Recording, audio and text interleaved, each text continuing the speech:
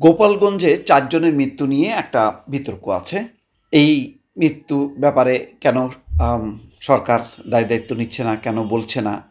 তারা কিন্তু বলছে একভাবে। আইন ও সালিশ কেন্দ্র বলছে যে গোপালগঞ্জে ৪ জনের মৃত্যুর দায় সরকার এড়াতে পারে না।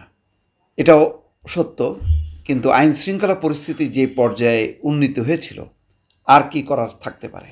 সেনাবাহিনী স্বয়ং বলছে যে তারা আত্মরক্ষার্থে বল প্রয়োগ করতে বাধ্য হয়েছে।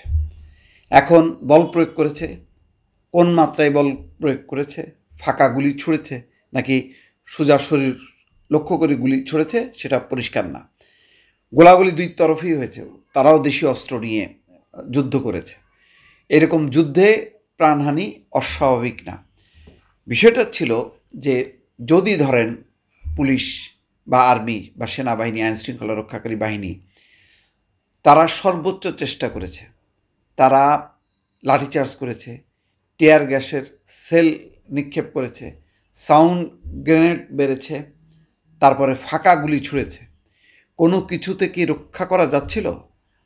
রিপোর্টেই আছে যদি আর 10 থেকে 20 মিনিট দেরি হতো তাহলে এনসিপির অনেক নেতা, একদম শীর্ষ পর্যায়ের নেতার থেকে শুরু করে যারা ওই পুলিশ সুপারের কার্যালয়ে ঘেরাওয়ের মধ্যে পড়েছিল, তারা সবাই মারা যেত।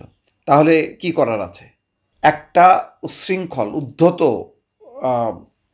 জনতা বা একটা গোষ্ঠী, তারা হামলা করছে, তারা কি হামলাকারীদের প্রাণ বাঁচানোর জন্য ছেড়ে দেবে যে হামলাকারীরা কি করুক? ওই হামলাকারীদের আক্রমণে যদি 10 জন 20 জন মারা যেত, তখন তার দায়িত্ব কে নিত? তখনও কি সরকারকে দায়ী করা হতো না? আইন শৃঙ্খলা রক্ষাকারী বাহিনীকে বলা হতো না যে তারা ব্যর্থ? তারা কেন একটা অন্যায়কারীদেরকে প্রশ্রয় দিল? এখানে কি এমন যে যারা মারা গেছে তারা একেবারে ওই ঘরের মধ্যে বসেছিল, সেখানে যে গুলি করা হয়েছে? নাকি রাস্তায় যারা উচ্ছৃঙ্খলতা করছিল, যারা আক্রমণ করা হচ্ছিল? সবচেয়ে বড় কথা হলো যে একটা রাজনৈতিক দলের কর্মসূচি, সেই কর্মসূচির বিপরীতে কি কোনো কর্মসূচি ছিল? ছিল না। কি ছিল? হামলা ছিল।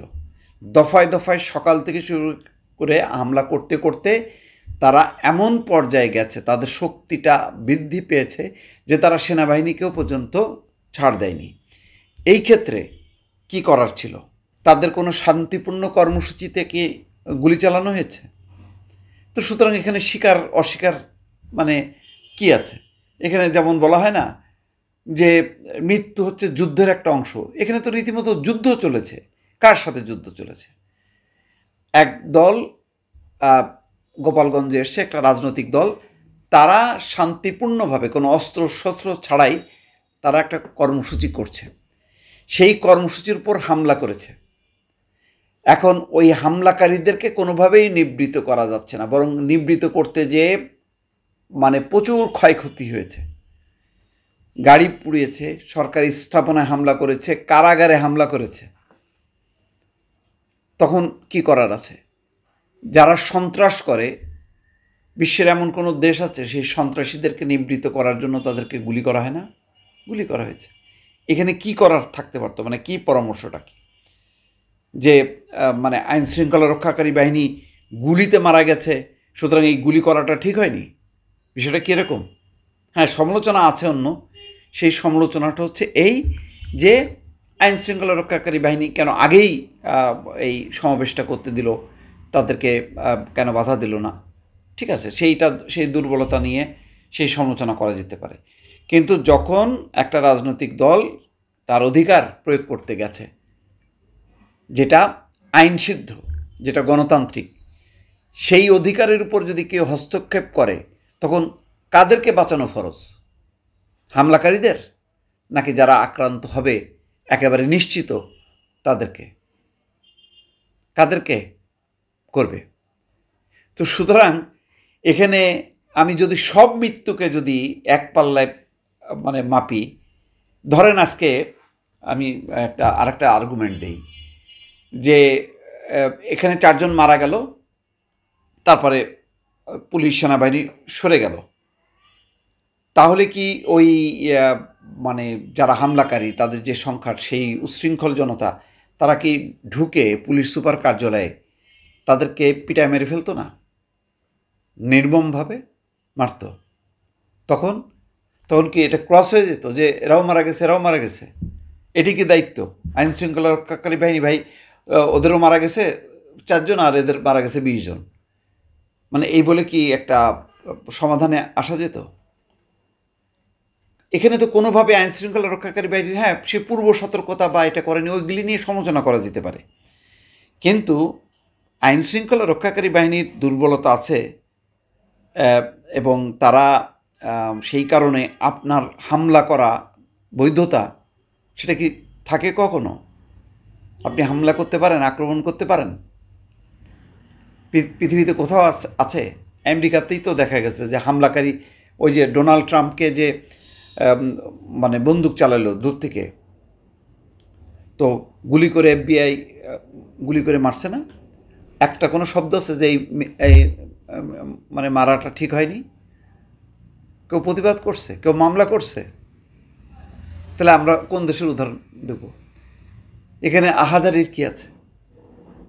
এখানে একটাই হতো, যদি এই মৃত্যুটা, যদি আইন শৃঙ্খলা রক্ষাকারী বাহিনী ঘরে ঘরে যে যদি গুলি করে মারতো, তা তো না, এটা তো স্পটে আসতেছে আমাকে হামলা করতে। আপনি আমাকে বাঁচাবেন না? আমি রাস্তাঘাটে আসছে, একটা জনতা আমাকে যদি আক্রমণ করে এবং কোনোভাবে ঠেকাইতে না পারে, তখন বাধ্য হয়ে সে গুলি চালাবে না? আমাকে রক্ষা করবে না? কারণ আমার তো দোষ না, ওদের দোষ, ওরা আক্রমণ করতে আসছে। এখানে আক্রমণকারী কারা? এনসিপির নেতাকর্মীরা নাকি ওই লোকাল হামলাকারীরা? সুতরাং বুঝে সুঝে ক্ষোভ প্রকাশ করা উচিত। অনেক দেখলাম যে এমন মানে ক্ষুব্ধ হচ্ছে, এর ক্ষুব্ধ আর কি আছে? এখানে পরিষ্কার গভর্নমেন্টেরই আমার ধারণা যে স্টেটমেন্ট দেওয়া উচিত যে অন্যায়, যারা অন্যায় করছিল, সে অন্যায়কারীদের হাত থেকে রক্ষা করার জন্য গুলি করা হয়েছে, তাতে মারা গেছে, তো সো হোয়াট? মানে কী আসে যায়? এমন কি অন্যায় হইল এটা যে ওই যারা মারা গেছে তাদের পয়েন্টটা যদি রাইট হতো, তাদের আক্রমণটা যদি ঠিক হতো, তাহলে কথা ছিল। এখানে তো তারা তো মানে রং ওয়েতে, একেবারেই অন্যায়, সেটা দলবদ্ধ হোক। তাহলে আমরা কি মব জাস্টিসকে অ্যালাউ করব যে সবাই মিলে মারছে সুতরাং এটি কোনো সমস্যা নেই? একজনকে রক্ষা করার জন্য যদি তার উপরে যদি 100 জন অন্যায় করে, সেই 100 জনকে মারবে না? মারবে তো। এখানে তো তাই হয়েছে। তো এখানে আফসোস করার কি আছে? দর্শক ভালো থাকবেন, আল্লাহ হাফেজ।